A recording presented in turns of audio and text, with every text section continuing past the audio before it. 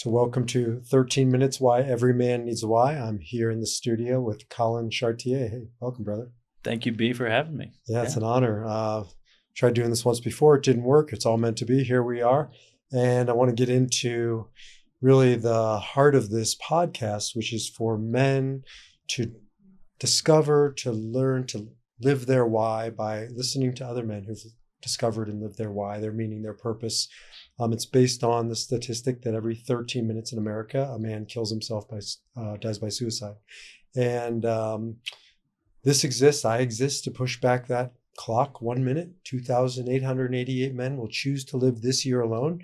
I believe if they can find that why, live their why, and no better way to do it than to be in a conversation with another man who's living his. So here we go.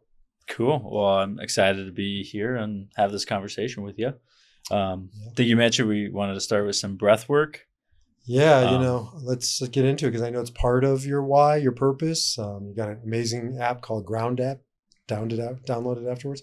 But I thought, let's experience some of Collin, not just talk about Collin. Yeah. So take us wherever you want to go. Yeah, I'm going to bring you through a part of this practice that I've been doing through another pranayama course, which you're going to be adding into the Ground App here soon.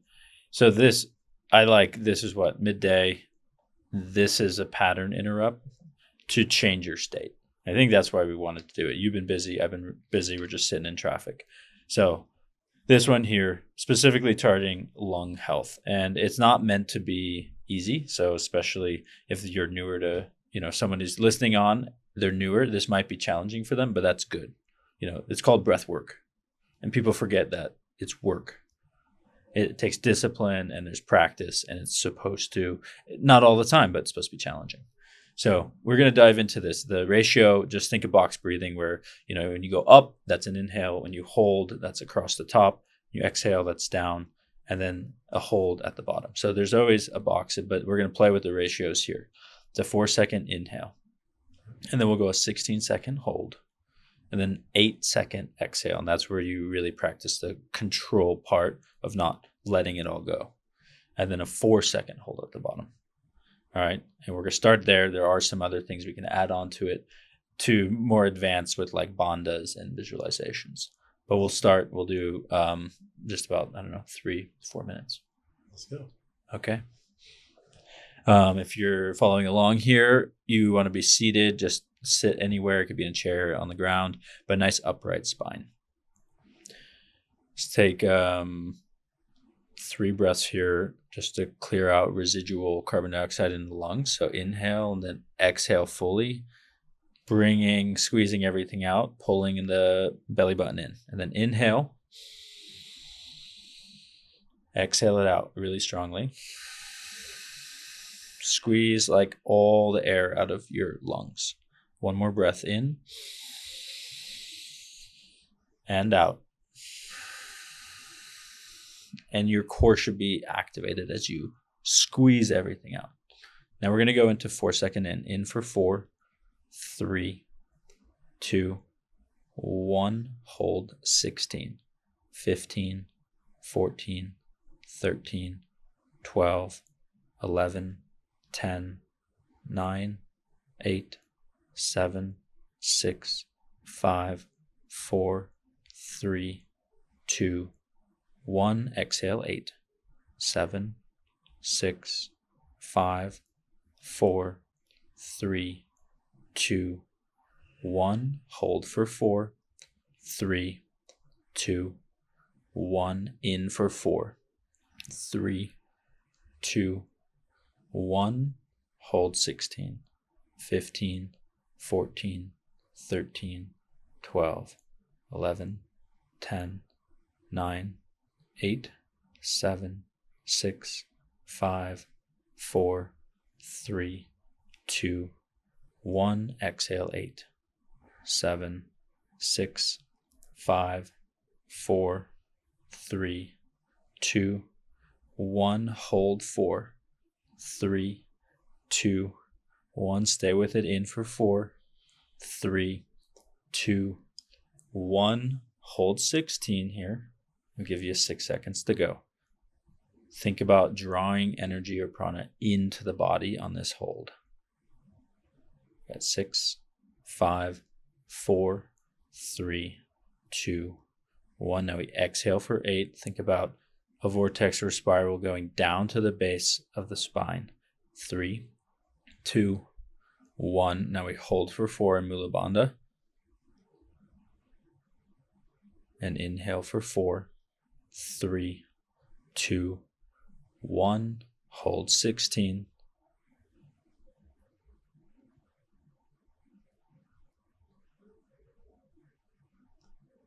6, 5, 4, 3, 2, 1. Exhale 8, 7, 6, 5, 4, 3, 2, 1. You hold here for 4. You can do Mula Bandha, one more breath. In for 4, 3, 2, 1. Hold 16.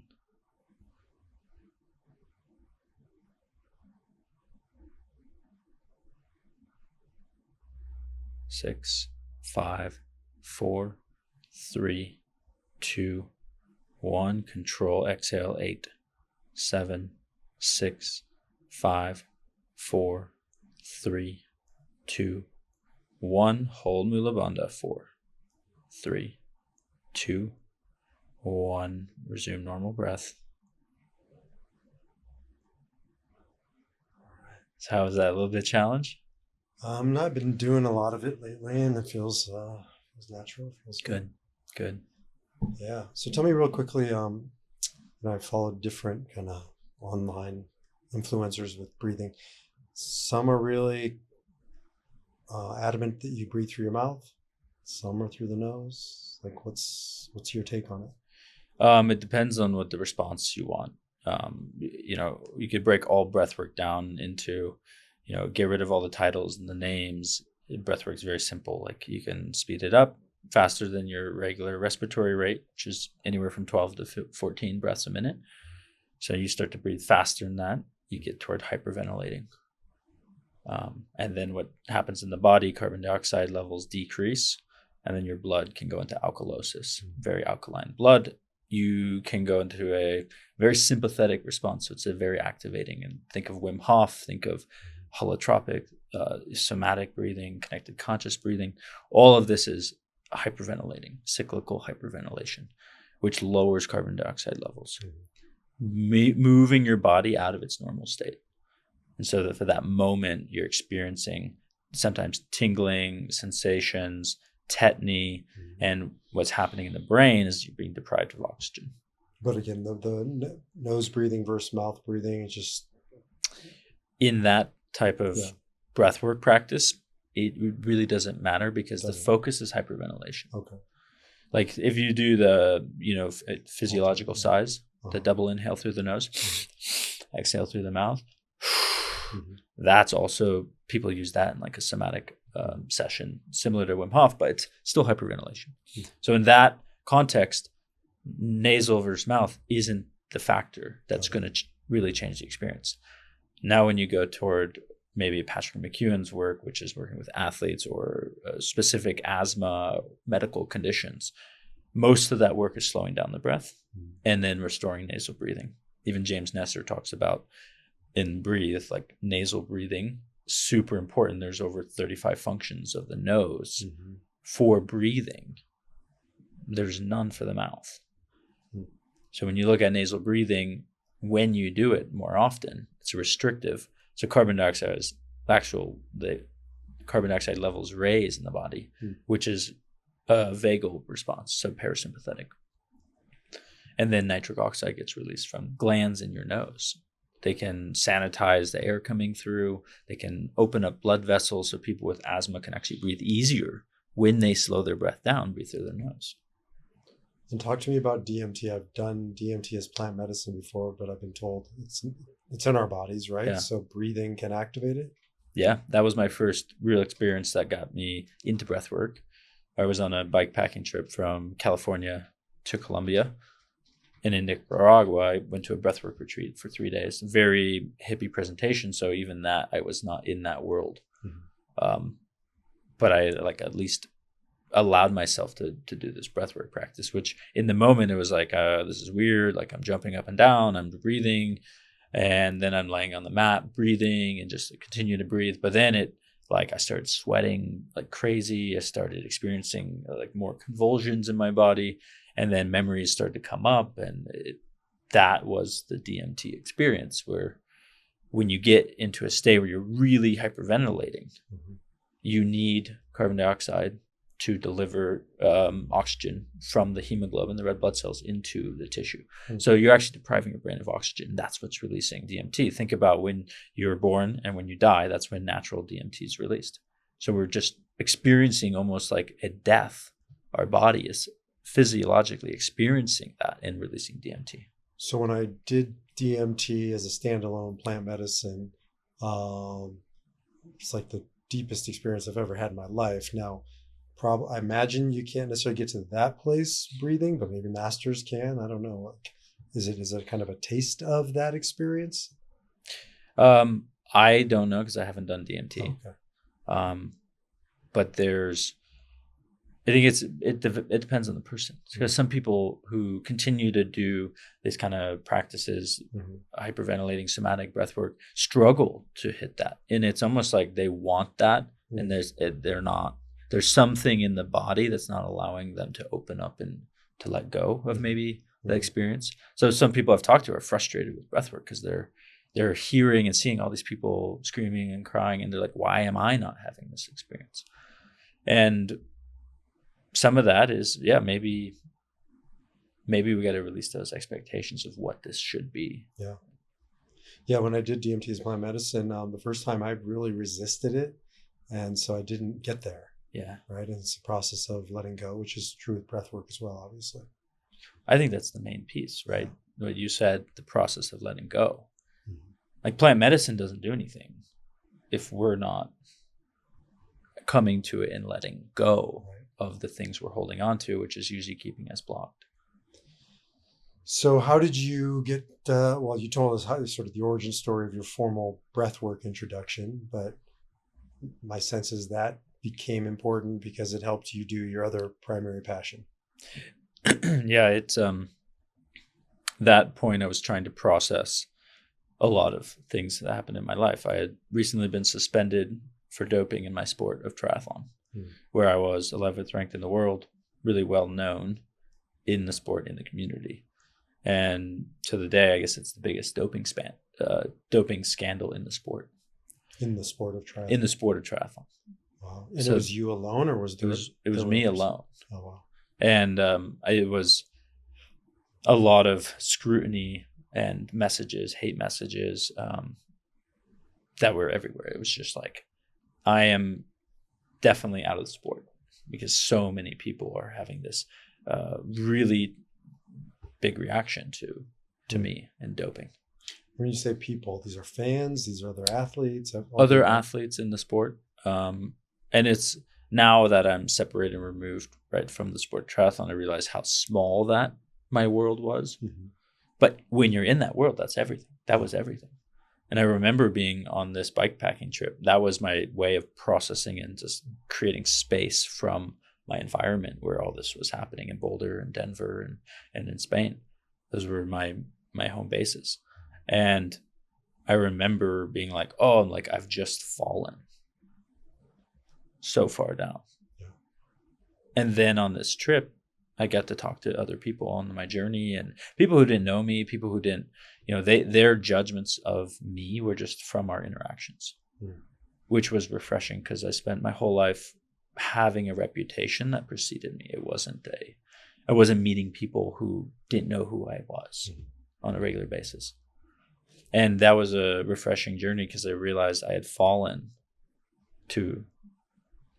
down. But when I got up to look around, it was a whole new world, a much bigger world, where my worth wasn't based on my performance. And it was really, I was like, wow, the people care about me based on how I treat them. That was like one of the light bulb moments that happened early on in that trip, which allowed me to see a new path forward, or to have hope, to see, oh, there can be another version of Collin, but it's not what was in the past. It was not what I was carrying around my whole life. When you say whole life, how old were you when this happened? 29. How long ago was this? 3 years ago. So you had been a professional you were a professional athlete. Yep. Yes, for 8 years I was professional. I'd done sport triathlon for 14 years. And so that was not only your identity, it was also your profession. It's how you paid your way in life, all the above. Yep. Comes crashing down. Yeah. 3 years ago. You think it's the end. And at the time it felt like the end. But what I heard you say, I work with men all day, every day. So I've heard variations of this, never a triathlete who's fallen from grace, but other versions of it. And at the time it seems like it's over. And if they ride through the dark night of the soul, or the dark nights of the soul, that they are reborn in some capacity on the other side. Sounds like your story. That'd be a very similar arc of that story, like Joseph Campbell's hero's journey. And I like, you said fallen from grace, but I think my story ended up being falling to grace, because it was only when I'd fallen. I had a friend and mentor in Boulder who runs a Bible study. I was, I'd go occasionally, and he called me up that day when the news broke. It was like, you're coming over tomorrow to dinner, to sit at the table. And that was like that moment of, I don't deserve it. Like I lied. I don't deserve that. Why would I be invited? And that, invitation to sit at the table was, you're still loved. Like, doesn't matter what you've done. That was the first time I experienced grace. That's beautiful. And it's not fallen from grace, but actually to grace. And to have that ability now to give to others I didn't have that previously. Are you still in that Bible study? You still friends? Yeah, I went last week. Oh, wow. Yeah. Some great friends of mine, and he's older, him and his wife, and their ministry is people at the table, steaks, conversation. Are you a believing Christian? I'm a believing Christian. Yeah. I don't go to church. Okay. Well, those are different things. Yeah. I have I used to be a youth pastor as well when I was in college. And I think that's awesome, getting a chance to work with youth. And that's an exciting time to be alive and to have that impact. When you were an athlete, a professional athlete, were you active in your faith? I'd say no. I think it was a step away from faith. I'd grown up in a good example with my dad in service and just serving wherever he is.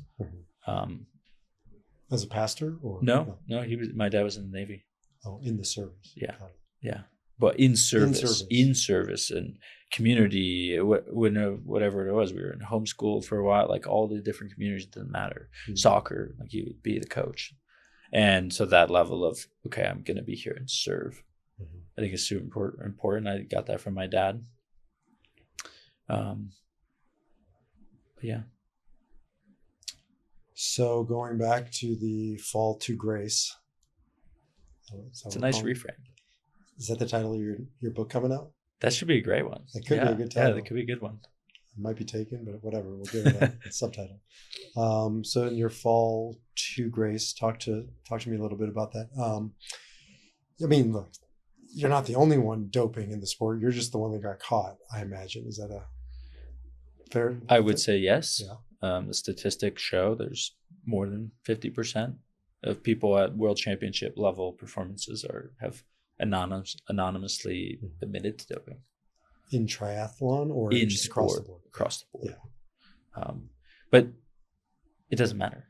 No. Especially from my level now, where I'm just like, I still retain. On Saturday, I was at the Grand Canyon. I ran rim to rim to rim. It was 44 miles, 11,500 feet of elevation gain. And I was there with a group as a supporting role. So I was making sure people in that group were good and safe. There were like 4 helicopter rescues that day. Wow. with people in the canyon. So it was like, did have a role, But I got to the last climb where, have you been to Grand Canyon? Never like you, but yes. Yeah. So there's this climb from Phantom Ranch up to South Kebab. So it's 5,800 feet of vert, 7 miles. You know, I got the last guy in my group to that point, and he was good. Energy was good. I was like, okay, green light. I'm going to go. I had some people further up the road, and I just did a full effort. It's been over 3 years since I've done any racing or training at a high level. And I was just running up the mountain. It felt so good to express myself in a way that I'd spent my whole life doing. And to realize, you know, I already have that in me. I didn't need to take the drugs. A lot of the drug use, even from, I could say, middle school or high school, when I started going to public school, you know, I would sneak in my parents' case or cabinet and find Valium or snort Adderall. Like, I was wanting drugs even from a young age, or seeking them out. But to understand where that really comes from, what place am I? Someone who keeps going toward drugs or alcohol or something, there's a void that's being filled. What is it? And that was the question. I was like, what is that? And only recently I've been like, yeah, it's, you know, it's believing I'm enough, or having enough self-love that, like, I'm okay even in my brokenness, that I don't need this extra thing to be as good as other people. So when you removed the doping, you know, you felt like you were still a world-class athlete without it. Yeah, still am. Yeah. And to realize, like, a lot of what I was seeking through use of drugs was because I felt like I wasn't enough. And I think the work now that I get to do with clients, I'm sure you do too, is to train people to be like, no, you're capable. You have everything you need to have. You're well-resourced. Because when you approach something out of lack or scarcity, like, it changes how your relationship with that. Absolutely. Do you know your Enneagram type? I don't know. No. You're familiar with the Enneagram? Yeah. Yeah. I teach it. What do you think? I mean, you know, first of all, the Enneagram is, we have all these, it's energies. So we have 9 fundamental energies in the universe. It goes back to Christian mysticism, maybe Jewish mysticism. So it's ancient, it's rooted. You have all these energies within you. The question is how do we sort of survive using them? What's our strategy? And so you have them all in you. I think a dominant one for sure is Enneagram 3, the achiever. Interestingly, I don't have a ton of data for this, but I know it to be true. Almost all doping scandals, or all, not just doping, but sports scandals, revolve around Enneagram 3s, the achievers, who just start slipping down the slippery slope, kind of fudging it. And I want to hear more about how you wound up doping, because rarely, at least from what I've studied, is it one day I'm not doping, the next day I'm doping. Right? It's sort of it's a always process. a slope. Yeah, and then a little more, pushing the envelope, and you get caught because you pushed the envelope too far. So I think there's a lot there, but let's talk about that. The doping process, what happened? You know, you're competing at world-class level. You're number 11 in the nation. Where were you prior? In the world. Where were you prior to doping? You were still ranked? You were still... I was still definitely in that top 20. Wow. But I'd gotten years of trying to make it in the sport. So there's the unglamorous side of years of really no paychecks, and then the pressure to perform financially. Because if you're not winning races, at least in my mind, I was not open to the influencer world, which I think is a smart way to go, because that's what brands really care about. But it was just like, I have to win races. I have to do this. I have to prove that I've done this legit by winning races. And that, I don't know, there was a pressure that was maybe unspoken, but like when I got caught doping, the first feeling I had was like a weight vest taken off my shoulders of like, oh, no matter what I do next, I don't have to be number 1 in the world. There was that driving me, that never enough. And that goes along with the doping, is no matter what I achieved, there was still never enough, because I couldn't celebrate it. I couldn't see the progress I was making because I was still looking at other people. in that comparison. That, oh, once I achieve that, then I'll be good. And the slippery slope is, right, that belief of I'm behind, I'm not enough, I need this extra thing. And it could start with doing things that are in the gray zone. So the World Anti-Doping Agency, the WADA, they have a code that when you, like, I broke the code. Mm-hmm. So there's a gray zone where there's certain substances that you can take in training, but you can't take in racing. Mm-hmm. So that's the first step, because you're like, oh, I could take these drugs because I know they perform. Like, I know I can do them in training, as I just have to stop a certain amount of time before going to the race. And so you could start to do all the corticosteroids, prednisone, triamcinolone, these things, Lance and those guys did. Because I've read the full affidavits of Lance and the U.S. Postal Service. They tell you all the drugs they did. Mm-hmm. It's all there. Mm-hmm. So information is like, oh, I can read about what they've done. I'm going to do the same. So that's the gray zone. Yeah.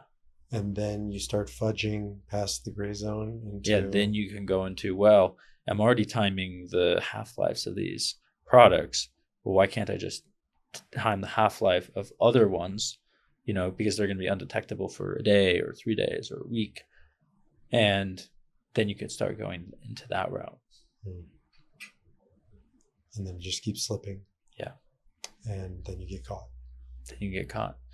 That's my story of the individual doping. Yeah. There's also doping networks where the smartest way to really do it is to have a doctor, have a system, have a group that takes your own blood out, spins it out. So there's a separation of plasma and packed, red blood cells.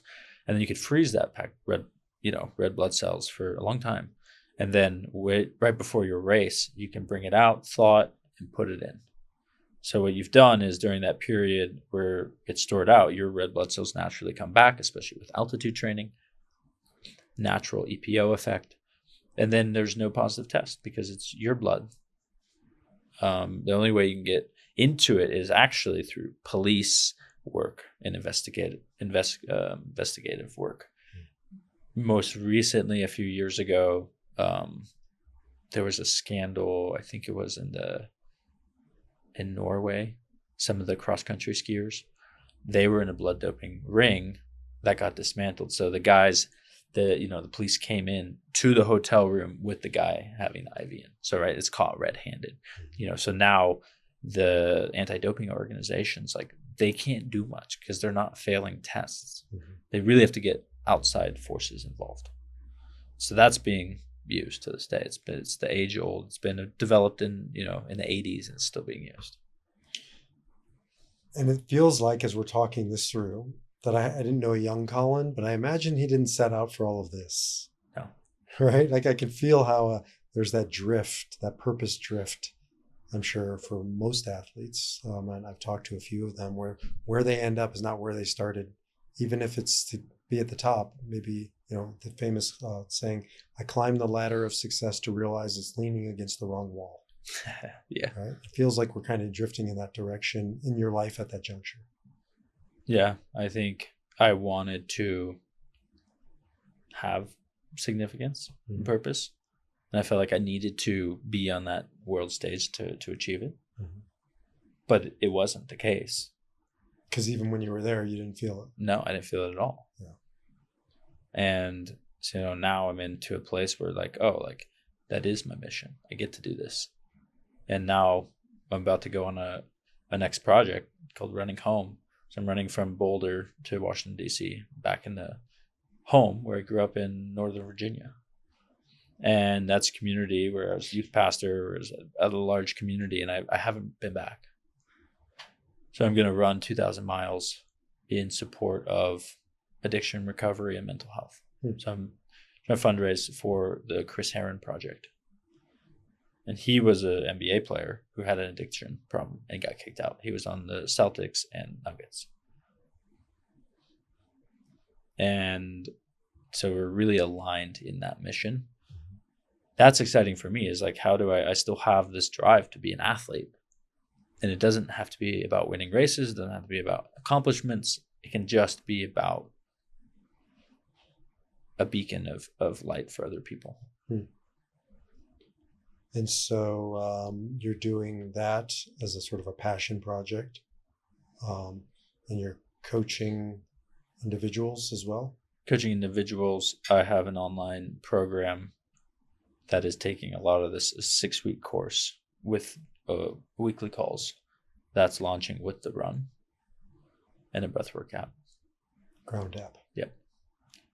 Ground app, ground coaching, grounded, a grounded mission is to help men and women, and whether they're athletes or not, like become grounded in their life. And what does that mean? It can mean a lot of things. We're talking about spiritual or mental or just purely nervous system regulation. Mm-hmm. You know, people, I used to make fun of people too, like, oh, I'm grounding by standing on the ground. You know, I think there's more to say by spending time intentionally in nature, being present is grounding. Versus walking across. Versus like, oh, the grass is somehow grounding me. You know, it's your intention with that to spend time being grounded, being present. Mm-hmm. So much of our nervous system is in sympathetic mode because we're just focused on the future problems, causing anxiety. What if this happens and this is going to happen? Da, da, da, da. We're putting out fires all the time. So taking time to be present, whether that's with breath work or being in nature, or having conversations where we're present, that's grounding. Let's define grounding. How would you define grounding? Just the concept of grounding. Because you're talking about presence, and I guess I didn't think of it as time bound, but it does. It makes sense. Yeah. But it's not only. Like, what does grounding mean? Think about the building we're in, 16 stories right now. It can only stand because it's on solid ground. Mm-hmm. It's supportive. That is grounded. Mm-hmm. And if we are to grow upwards or outwards, we have to be on the ground that's going to support us. And so I think that's the framework for all of what we do, and you do as well, is how do you create a solid ground, a framework? Mm-hmm. By being present. Yeah. By our nervous system being. Yeah, and you do it in a more tactile way than I do. I think it's great. It's a nice contribution to the field of grounding, right? To be able to do the breath work, which has helped me tremendously. Yeah. And my core Enneagram type is 8, the challenger, intensity, energy. Yeah. Right. I'm too much. And it's interesting. My wife pointed out, most people, when they get tired, they slow down. When I get tired, I speed up.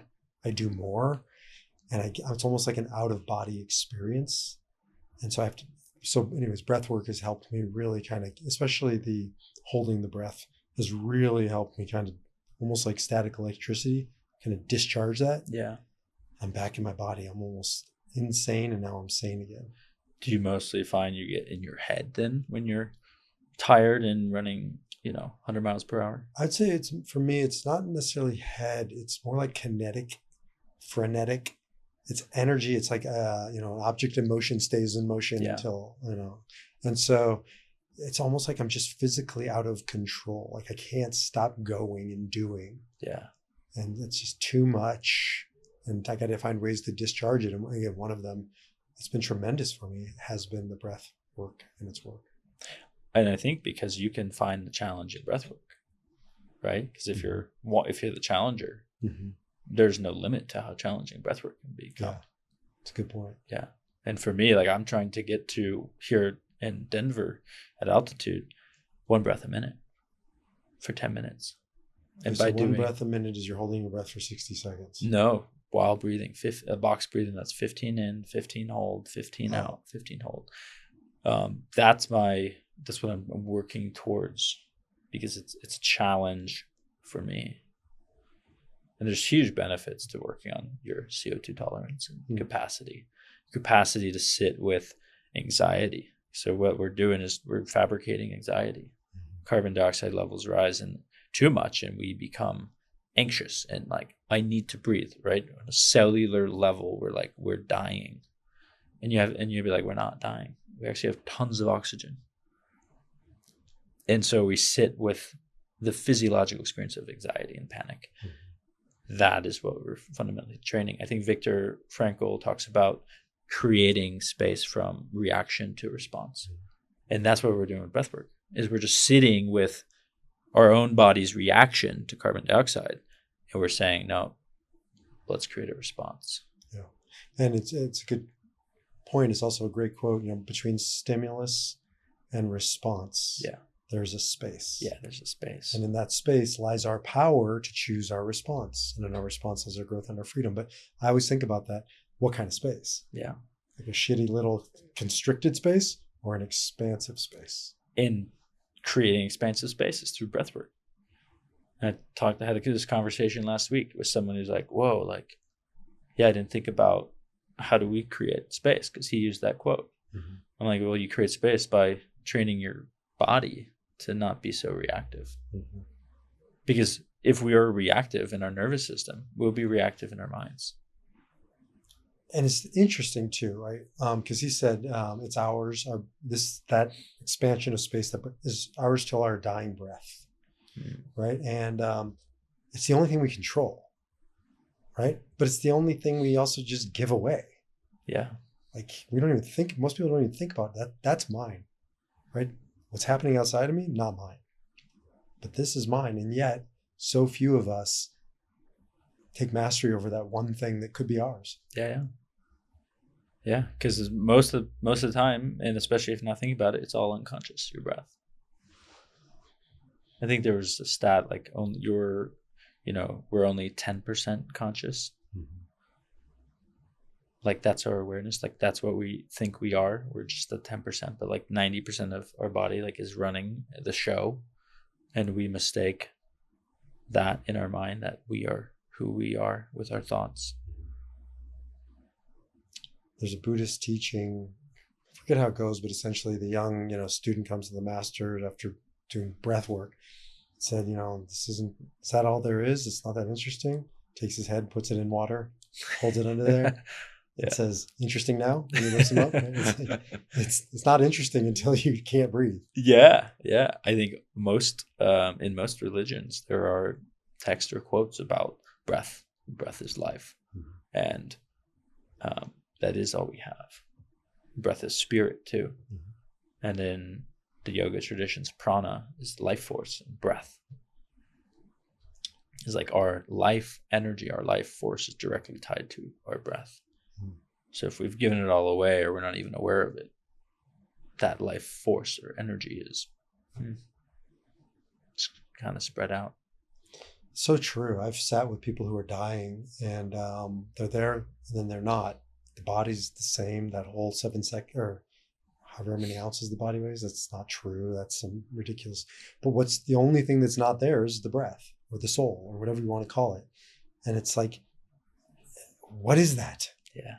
Right? That's transcendent. That's not ours. I mean, it's in us and it's ours until it's not. But like it's something we just take for granted because we see it all day, every day.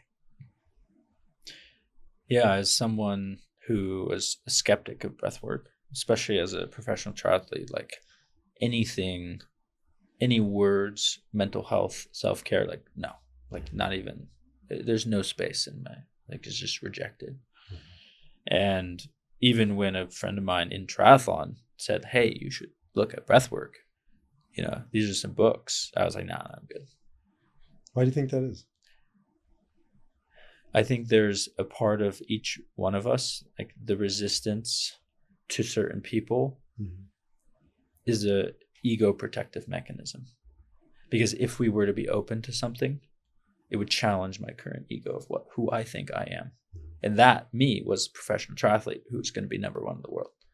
So like the whole idea of self-love and care and therapy, well, then I wouldn't, like it would challenge my goal of being number one in the world to have my self-worth.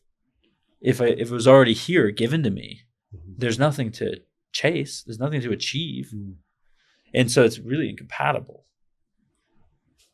So the resistance to that self-love and self-care is that it's out there, right? It's not I'm not going to find it in here. Yeah. Because if it's in here, then there go my goals of achieving it out there. I wouldn't want it. And now, like, I'm good. I do not want to go back to professional sport because there's nothing to prove. There's nothing to gain. Mm-hmm. There's only, what I'm seeing now is, I'm just going to spend a lot of time away from the people I love. Mm-hmm. and be very tired because I know what it takes, the commitment level. And now it's like, that's not worth it. Which previously I was a horse with blinders, and I said that out loud to a lot of people. I knew I had blinders on. It was intentional. There's one goal. Everything else I don't want to see because it would challenge what I'm doing. And I think that's the analogy for everything in life. Like, we are not paying attention to things. It's the idea that our current self-beliefs, right? We look out into the world with our eyes to see and reaffirm that self-belief. If we change the self-belief, we'll start to pick up those things as well. Everything we're seeing is through a filter of what we want to believe to be true. And we'll find evidence. You can find evidence for anything in the world to believe in. Sure. So it's not that there's no evidence. It's what is the self-belief? What are those things? And now that's what has my curiosities. What is still there that maybe I'm not seeing or not open to? So you've gotten to this point with this great insight. You fell to grace back here, but it wasn't I don't imagine it was a straight trajectory to get here. I imagine there were some bumps along the way. The guys that I've worked with that are deep into professions or roles that really become their identity. Well, that was my truth too. I was a rabbi. Yeah. And then I wasn't. Who am I? Right? Because it's not what I did, it's who I was. And if I'm not doing it, then who am I? And I've seen that a lot with professional athletes too. Oh, that was me. Yeah. And I realized that trap to go back to it. So like Collin, former, was a pro triathlete. That was him. And now that's gone. So then I had come back. I'd taken a year. I traveled. I biked for 6 months, 10,000 miles, had a lot of experiences, went and saw some family and friends, figured out, okay, what am I going to do? Like, who is? I thought of everything. I was like, okay, I can go to get MBA. Like, I don't know. I ended up doing a breathwork course, getting personal training course, and then taking a real estate license. I was just kind of doing everything. And I got into real estate this last 2 years and just went all in. I mean, it went from, in 6 months, I had over 17 transactions, over $10 million of sales. Like, first 6 month realtors don't do that. So that easily was like, oh, people are praising me. I'm good at this. I want more. I remember sitting down at the December meeting to plan our next year goals. I was like, I'm going to double everything. I'm going to have 50. And then I had taken some time to ski and off again. And I come back and I was like, I did it again. The accomplishments, the achievements had been tied to my identity and my self-worth. And then for probably 6 months, it was a hard process to go through undoing some of that and being open to what I'm doing now.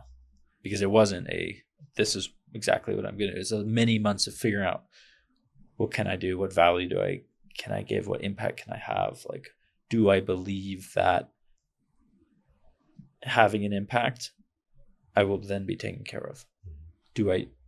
That's a scary step for a lot of people. Yeah, especially men. Impact first, then everything will be okay. Yeah. Rather than having that control in me of like, no, I need to have security first, then have an impact. And that was the process end of last year. And now I'm in of like, okay, now I trust these little leaps of faith where I've had fear and I pursued the fear, and then the fear was gone. And I was like, oh, that's a little bit of trust. And I kept doing that from last year. In last spring, I did a backflip on the skis, lifelong dream of mine. Right? There's so many on 32, whatever, like I could break my back and all. You're right. There's so many real consequences, but it's always worse in imagination than reality. It's powder day. It's a big cliff, 35 feet. I was like, I did my 5 breaths. I'd visualized it for days. I'd seen people do it on TV. So I was like, why can't I do it? So I sent it, under rotated, crashed, skis came off. It was soft powder. I was like, smiles. I was just like, I'm fine. I went hiked back up and did it again. Sent it even bigger, landed. Right. So that physically for me, I think for a lot of men, they need to feel that. Mhm. It's very much a feeling of like, I feel fear and I've done it. And now I'm like open. I did my first breathwork retreat right after that, committed to an Airbnb and not knowing anything, never done it before, had ended up having 15 people there. It was a big success. Mhm. That was last year in May. And then just I kept doing that, these little steps. This is another big one, this trip across the country. Is my body going to make it? Can I have an actual impact first? Financially, will it all work? All of these doubts, they're real concerns. But because I've been on this almost over a year now of little steps toward fear, that's strengthened my ability to trust God, trust provisions, to trust the world, the universe, all of that. But I had to show up and keep moving forward. Yeah, I think it's so interesting. I mean, human beings have been dealing with this since we've been around, but especially men. If you look at the story of the Garden of Eden, Yeah. Adam is a farmer, essentially, a gardener. And there's only one thing we know about him. The only thing God says is his job is to ovda v'shomra, to work and guard the garden. To work the garden. And there's a lot of consequences to that, becoming a single focused, working the garden to the exclusion of his wife, right? And things start to fall apart when he's single focused. Yeah. And I heard you kind of say you took that single focus, the blinders, from sport to profession. Yeah. We can do it in any area of life. Every area. So how do you stand guard against, what are the guardrails or the parameters? Because, I say this often, but every once in a while my wife will walk up and shut my laptop and saying, "You're done hunting for the day." Right? And she's one of my guardrails. Like, how do you stand guard against that? I think accountability and community, right? Like that's where I think we're called to be in community as humans. Look at all the tribes and that it's community. And now so much of our life is separate and individual and isolated and away from family. I think it's so important to seek, especially if you don't have family close by, close community, and to tell people, like, I need your help. I need your support. I think that's our number one way, because we can't do this alone. And I think that might probably be, I haven't read your book, but I'm looking forward to it. It's probably in there that we don't do this journey alone. Yeah. Like that's where we get in trouble. I tried to do it on my own as a triathlete, very individual sport, everything on my own. You get in trouble. And to safeguard that, I'm now very public and open about what I'm doing, how I want to live. And that's like, in the greater community. But then I have a lot of close friends and men in my life for accountability. Yeah, that's, probably one of the common denominators in all suicides. There aren't that many, but I think one of them is loneliness, right? And this mentality of going it alone. Yep. How many guys I talk to, I say, have you told your friends about this? Like, no. Whatever it is, it's too dark for their friends. Yeah. So, well, what the hell's a friend? Like, isn't that the point?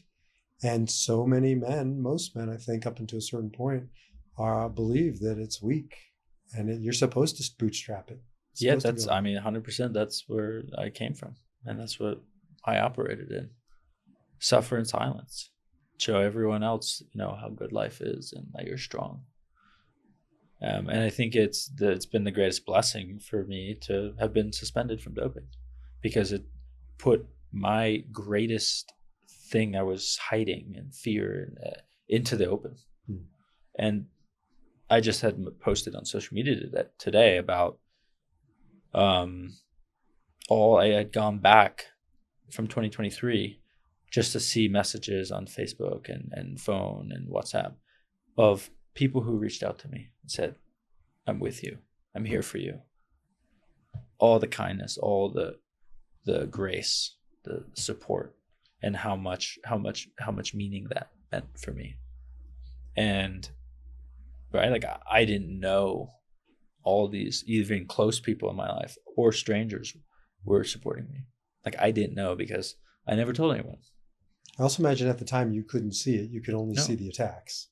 There were attacks. I had people in my life who were like, don't read online. And that was good.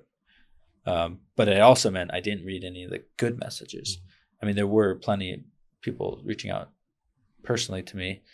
But yeah, it was just like, pay attention to the people who support you, but you won't ever know who's on your side or supporting you if you don't share. Yeah. And that's a big part, is like, it's so hard to share when we struggle. We'll share all of it, not just the good stuff. Yeah. Right. So I run men's peer groups, an organization that brings men together for peer groups. And, we have this kind of principle, check your cape at the door, right? Like this is not that place where you need to tell us all the good things and give a shit. Yeah. I'll just say all of it. And that's a hard thing. First of all, there aren't that many places or spaces that feel brave that we can do that. But we got to find those. Yeah. Create them. You're creating them. It's amazing. Yeah. I mean, it's something that's been hugely important in my life, and I didn't realize it until I needed it. And I know so many other men that don't have it. And I think what you're doing is amazing. Some other guys, I don't know, Mike Adela in Boulder, he runs men's groups.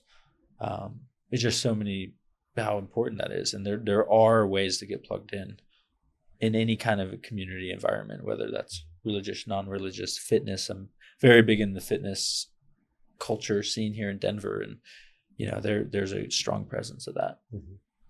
Yeah. And community can be made anywhere. Let's Do Podcast, where we're filming this, has become as much a community center as it a podcast center, right? So It's just like-hearted, minded, valued people gathering and supporting each other. It's pretty powerful, and it's exciting to be in a time in history where I think not only has it never been this, how to say the positive, it's never been more needed. It's needed now more than ever, and some of the barriers and the boundaries have kind of faded away that might have kept us out of spaces, and so I think it's a really exciting time to be building community. I have a question for you about being a rabbi, and what was that like for you to leave that? Because I think that probably is a strong moment in your life. Yeah. Where maybe, did you have support when you left? I think it's similar to being a professional athlete, weirdly, in the sense of what we already talked about. My identity was so bound up in what I did, no matter how hard I tried. And I see this with superstar athletes, right? It's like, you're famous. People want something from you. And I was famous in a very small pond, but it's still a big fish in a small pond. And so, cops would wave me on if I was speeding. They're like, "Oh, sorry, Rabbi," kind of thing. And I'd want a vacation and it's comped and all this kind of stuff. And so when I didn't have that anymore, it all went away like in a heartbeat. When you're no longer famous, or when you can't offer people anything. And I thought I went from like 2,000-3,000 friends to 1 or 2 friends. Wow. And I had moved pretty dramatically to the middle of Israel, to the north of Israel, on a mountaintop. So I really went from something to nothing. But it was probably the loneliest stretch of my life. And so I really walked through my dark nights of the soul, and I don't regret it. If I knew then what I know now, I wouldn't have done it in some ways because it's too painful, but I'm glad I didn't know. So it was clarifying, and it really stripped me down to the essentials of who am I? Why am I here? What do I stand for? I couldn't just lean on the old, my religion says so and my job says so. I had to build from the ground up, and it was hard and it was messy and it's embarrassing, and yet, I'm perfectly imperfect now and happy where I'm at. But it was a rough ride. Yeah. And I think that's a hard place to be in, right? Because if you had chosen to leave, you've overcome like the sunken cost fallacy. It's like, well, I've already done all this work to be here. Yeah. And the golden handcuffs and all these kind of things. And to walk away proactively, like, I can see why people sabotage their life. and not that you did this, but I can see how, it gets easier because now I don't have a choice. Yeah. I counsel guys all the time who like blow up their lives. Yeah, because I don't have a choice. I cheat on their wife even though they love their wife. It's like that, because it's just an easier out, or it's a definitive out. Yeah. I think that was the case subconsciously for me. Like I was trapped and there was no way out for me because I was just gonna, until I'm 40, I'm gonna do this. Like it's gonna work. I'm gonna make it work. And I was very injured all the time and had a lot of anxiety around races and performance. I spent a lot of time alone, very lonely, and I didn't have grounded relationships because every 2 to 3 months I was in a new location. Be a couple months Colorado, a couple months Spain, Asia, South America, Ecuador, Colombia. So I had like little mini communities everywhere I went, so it kept me going back.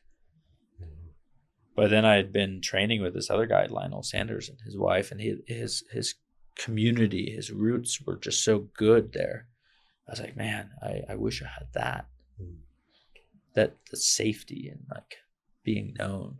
Well, you see that with actors and athletes who are in it for the long haul and they live healthy lives. They're just grounded, right? You can tell they have good marriages, they have good support systems, and I imagine that's the only way to do it. But if you don't have it, I can imagine it's ungrounding. Yeah. Oh yeah. I was spend my whole life moving. The other thing I see a lot with athletes, also I guess as an actor or actress, is it's very self-referencing.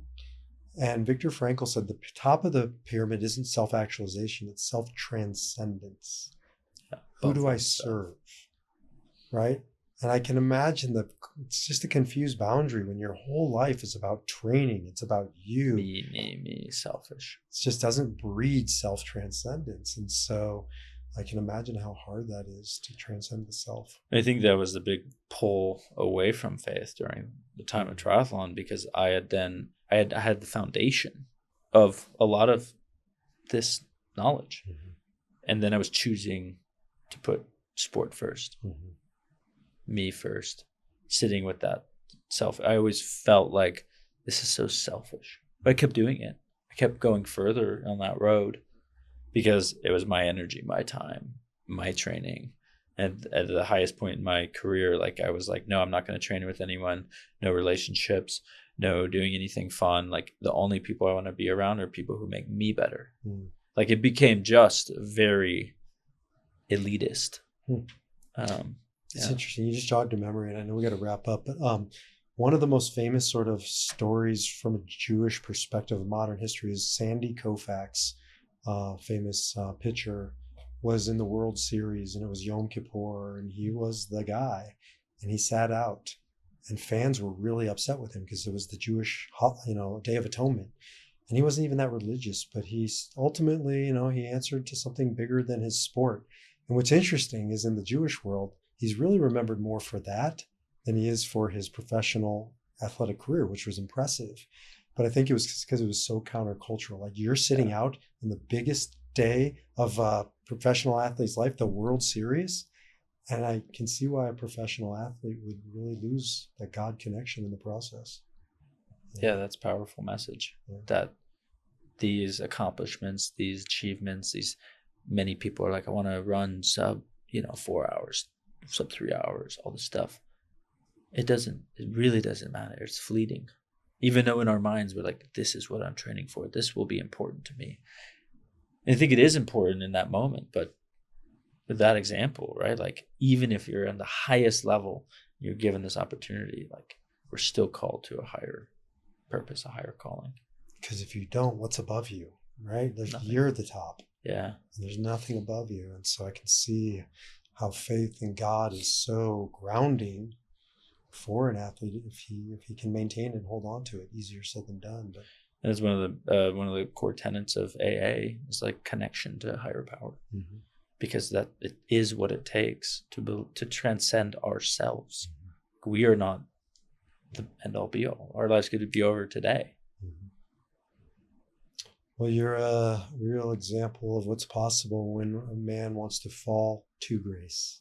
I think that'll be the name of our podcast title. Awesome. It's a beautiful example and teaching of a man. There's a book title like "Failing Upwards" or "Falling Upwards." Yeah, I think Falling Upwards. Falling Upwards. I think it's by Father Richard Rohr, maybe. But anyways, you're an embodiment of it, and anybody listening out there should take hope in that. The falling isn't necessarily the end. Maybe it's the rebirth. It's the beginning. Yeah, it's just the beginning. So thank you for walking the path for us and showing us what it looks like, and truly inspirational. I know this is the first of many conversations for us. Thanks, B. Pleasure to be here. Thanks for the invitation. Thank you, brother.